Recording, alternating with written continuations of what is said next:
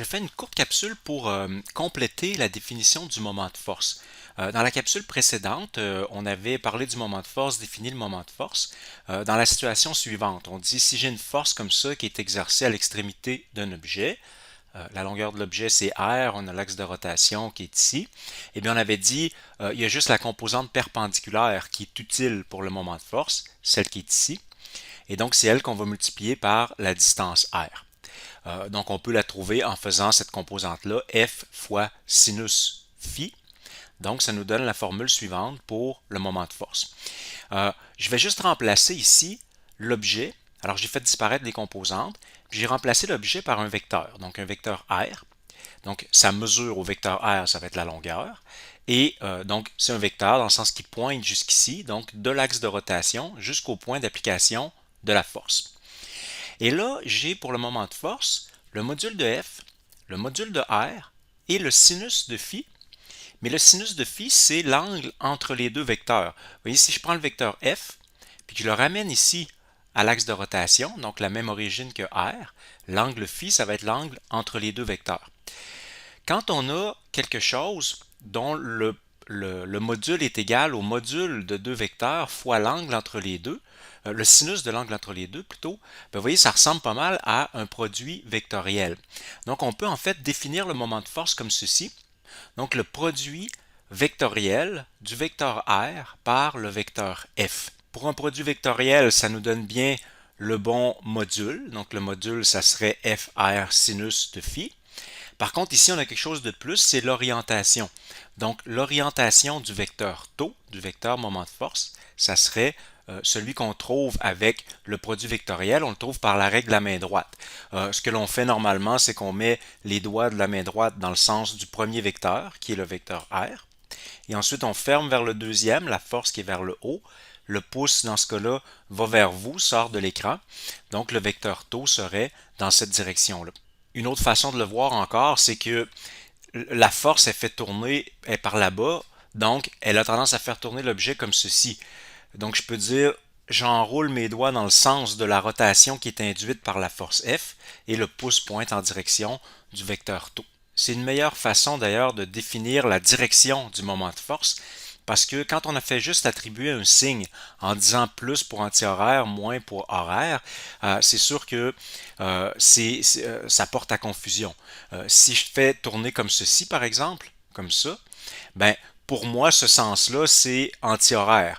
Mais pour vous qui me regardez en face, ben, c'est le sens horaire. Alors, vous voyez, le point de vue change le signe, tandis que quand c'est défini avec un produit vectoriel, ben, il y a une direction unique, alors que ce soit moi ou vous.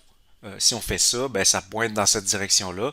Donc, peu importe le point de vue qu'on a, ça va toujours pointer dans la même direction. Juste un petit exemple pour illustrer la forme vectorielle du moment de force. On a ici une force F qui est donnée avec les vecteurs unitaires, donc c'est I plus 3J newton. Elle est représentée ici en orange. Elle tire à cet endroit-là et l'endroit en question, il tire un objet quelconque, peu importe, et l'endroit en question, c'est coordonné par rapport à l'axe de rotation qui est là. C'est donné ici. Donc le vecteur R, c'est 4i plus 2j. Tiens, il manque les unités ici. Alors c'est bien des mètres qu'on a là. Alors ça, c'est le vecteur R. C'est donc par rapport à l'axe de rotation. J'ai défini ici mon système d'axe XY par rapport à l'axe de rotation. Alors on va calculer le moment de force. Donc selon la définition qu'on vient de donner, c'est le produit vectoriel de R fois F.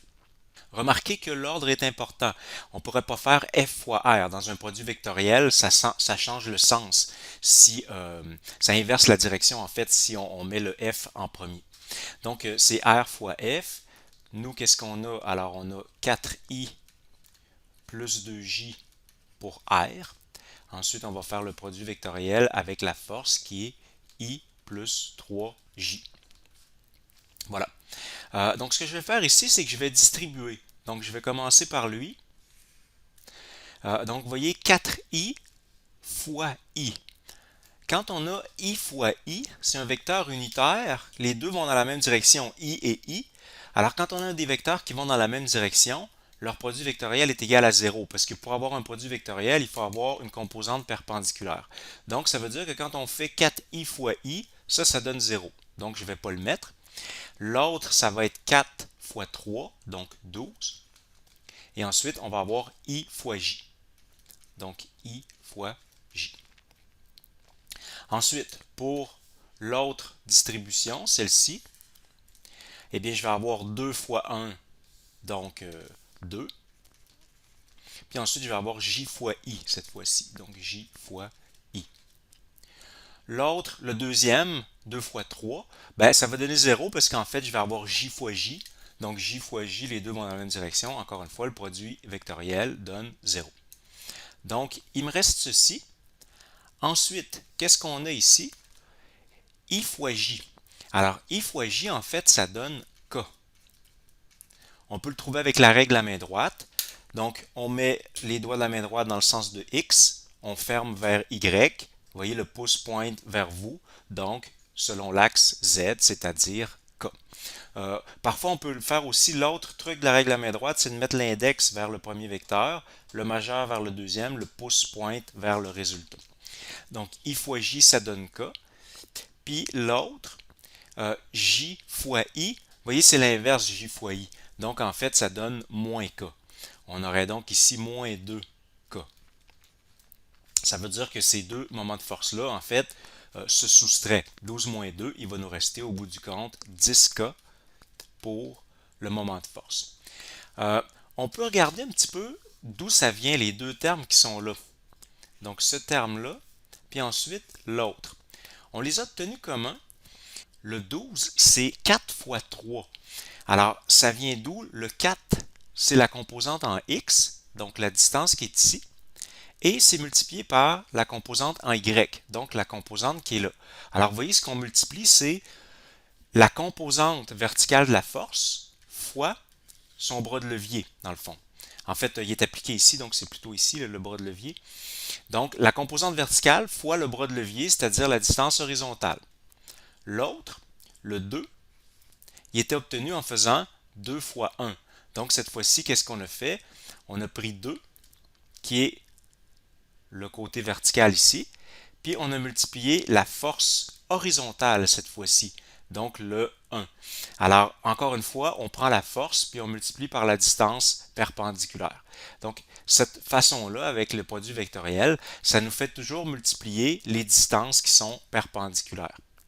Celle qui est ici avait tendance à tourner dans cette direction-là, mais par contre, vous voyez la composante horizontale, elle est négative parce qu'elle a tendance à faire tourner l'objet dans l'autre direction. Alors c'est pour ça qu'au bout du compte, les deux se sont soustraits. Il me resterait ici juste une dernière chose à faire, ça serait de mettre les unités, bien sûr le moment de force, donc ça va être des newtons fois des mètres.